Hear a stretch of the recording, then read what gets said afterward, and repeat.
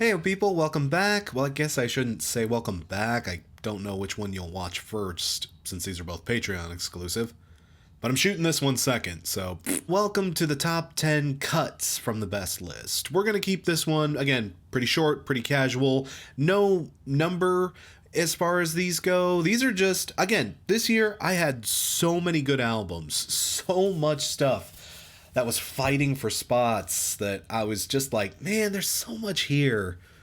I hate that I'm even cutting stuff like this and like this. And again, one of the mods over at the CTXO Discord server just suggested, why don't you do another video or a blog or something about the stuff you had to cut from the list?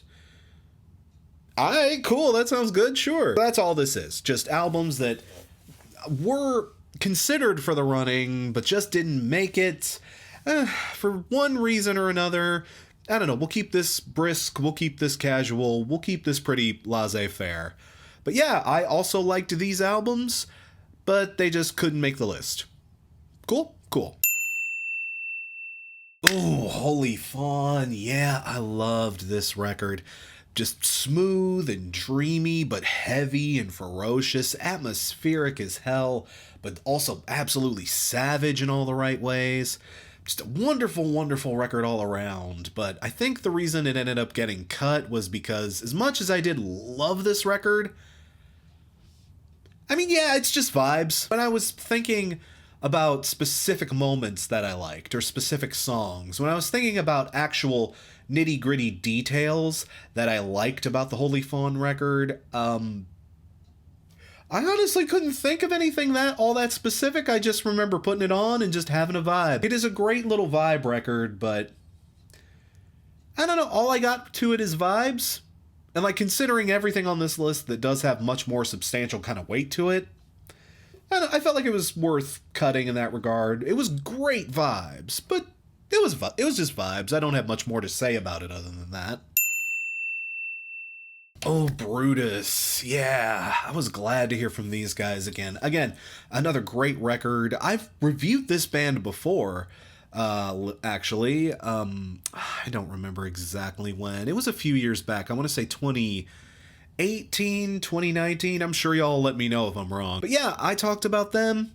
I heard they were going to drop this year, and sure enough, sorry, I had to check on something. Sure enough, they did, and sure enough, this follow-up record is also very, very good. Very strong, very heavy, very atmospheric. Their singer has a very sweet, harmonious kind of voice. But again, like with Holy Fawn, it's just kind of vibes. With Brutus, though, it's also more like this band, they're kind of one of those bands where I've talked about this in the past. They do one thing. They're kind of a one-trick pony, but they are so damn good at that one trick that I'm happy to come back for it. It's a good record, but I don't have much to say about why it's good. It's just, if you've heard anything else from Brutus, it's more Brutus, and it is still good Brutus, but it's not too much of a departure or anything. It's just good for what it is, and I appreciated it. Ooh, yeah, LS Dunes. This was nice. Hell of a supergroup lineup. Frankie Arrow from MCR, Anthony Green from Circus Survive, the guitarist from Coheed and Cambria. I forgot his name even though I wrote it down. Travis Steve. I loved the chemistry between Frank and Travis. They trade off a lot of really cool riffs and different sort of experiments and different vibes. Like there was a lot of really powerful kind of alt rock on this. Kind of alt, kind of indie-ish, but like very, very intense, heavy music overall. I really liked it.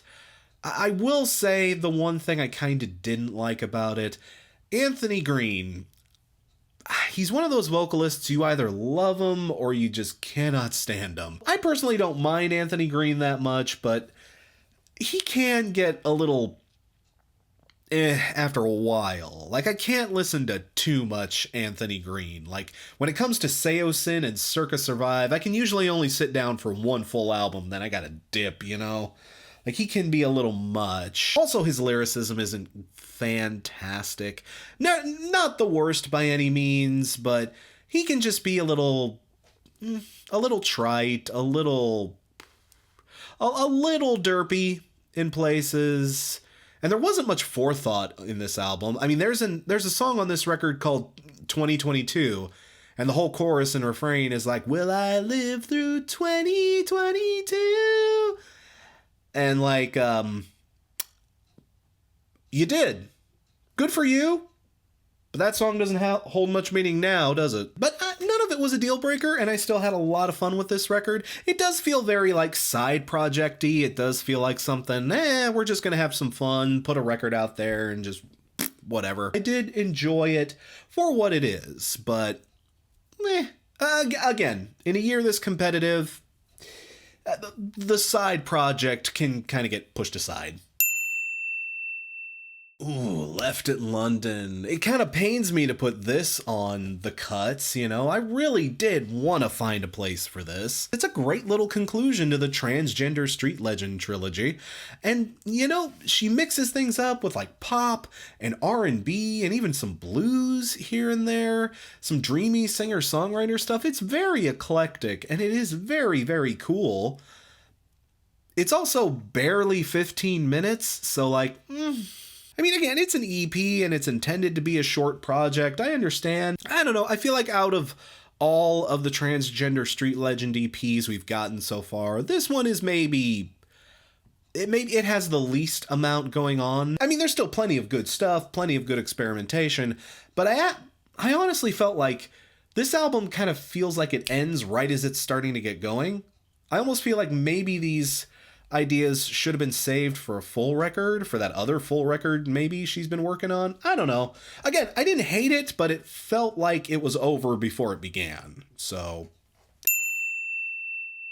ooh, Fire from the Gods. Again, another band I hate to have to put on this list, but yeah, I couldn't find a spot for them, unfortunately. Which sucks too, because this is another great record from them. Again, AJ Channer just absolutely flexing like a beast on this. Some really powerful lyrics and vocal deliveries. Maybe a little too powerful in places.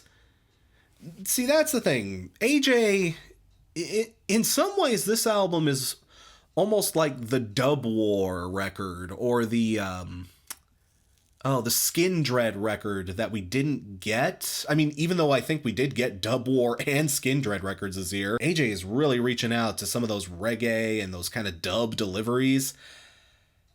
Here's the thing, though. He's kind of hit or miss with it. On moments when it's good, it's fantastic. But on moments where he doesn't hit it quite perfectly, he can sound like he's kind of yelping a bit. Sometimes he sounds like a dog that was chasing a car and then caught it. I can't say it wasn't intense, but again, nothing deal-breaking. Hell, like I said, it almost made the list. But because of little moments like that, I felt like you should probably put something else on the list that probably deserves the spot. Something I enjoyed a bit better, you know what I mean? I don't know. Again, Fire from the Gods, still making good music, still out here doing good stuff. I'm happy to see him out there doing it, and still, best of luck to him.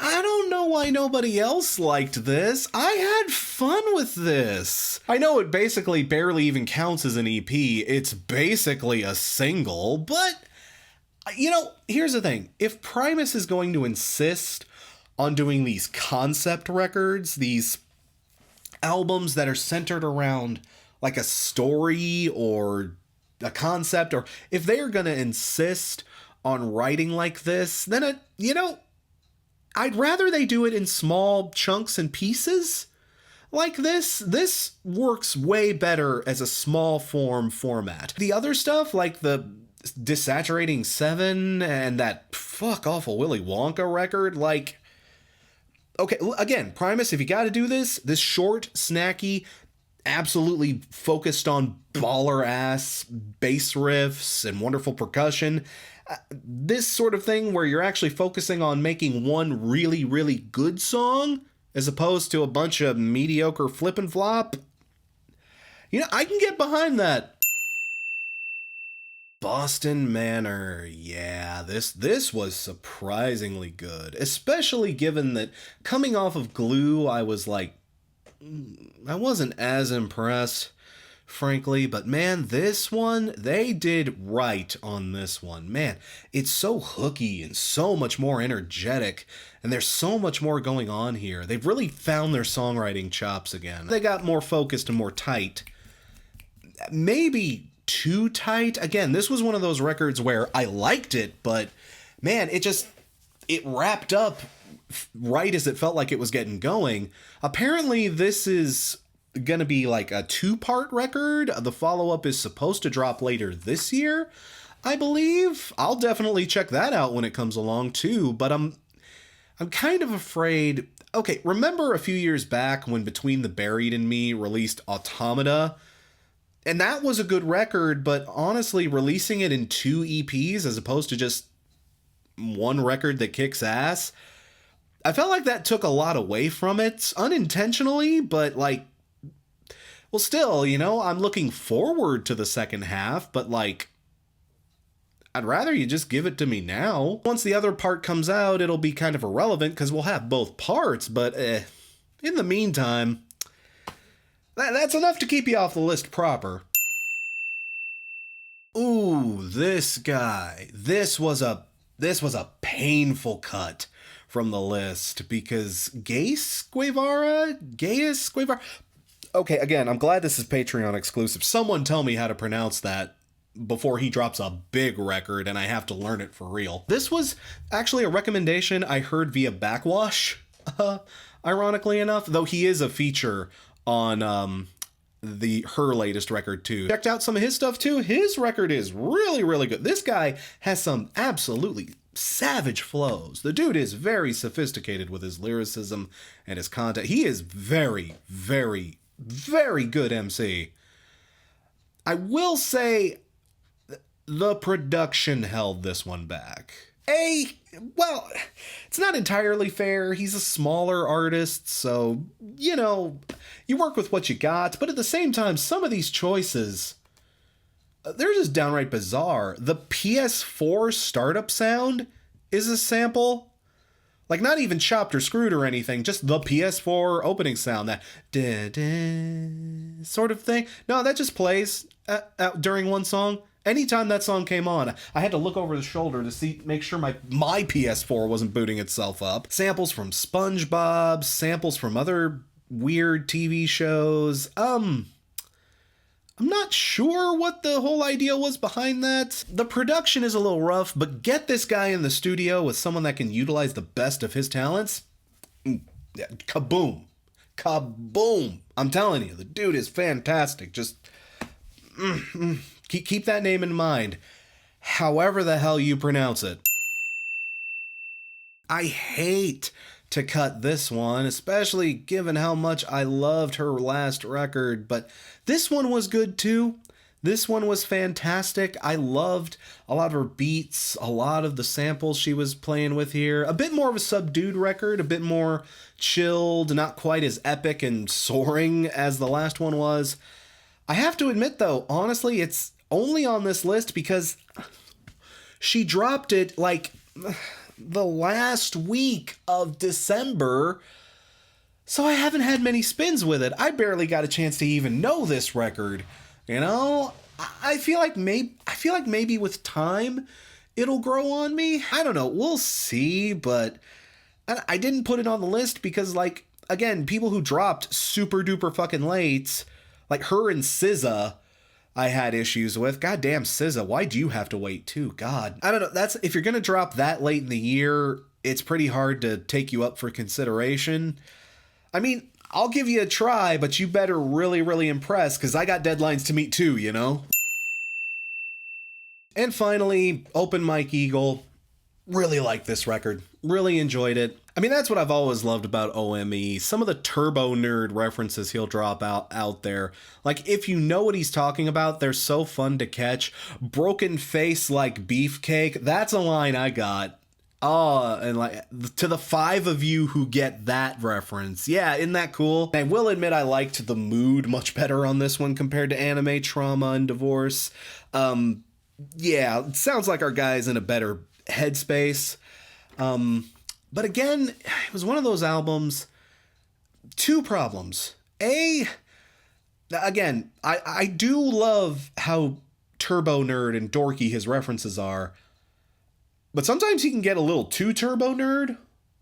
Like, even for a turbo nerd like me. And I have to admit, again, maybe I'm just starting to burn out on artists who are really acting on nostalgia, because this album also throws back a big time to the 90s, to 90s R&B and hip hop and the stuff that was going on around like G-Funk and some of the like pop rap of the time. Like, he was dropping a lot of references and using a lot of stuff from that era.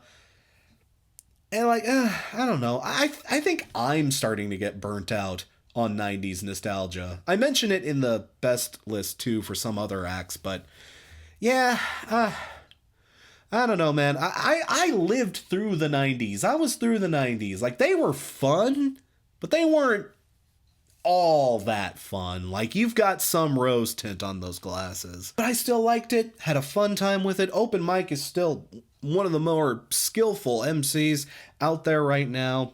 Definitely got a lot of respect for it. But again, competition was really stiff, so you had to make the cuts where you had to. And there we go. That's all the cuts from the best list. Again, thanks again for watching in 2022. Again, if you're catching this early, stay tuned for the premiere Sunday at 3 p.m. Again, thanks to y'all on Patreon for your support. Thanks to y'all in the Discord server for the fun we have over there. And y'all, I will see you in 2023. Got a lot of cool stuff on the horizon, and you know what? I'm looking forward to it. That's a good feeling. See you when I see you.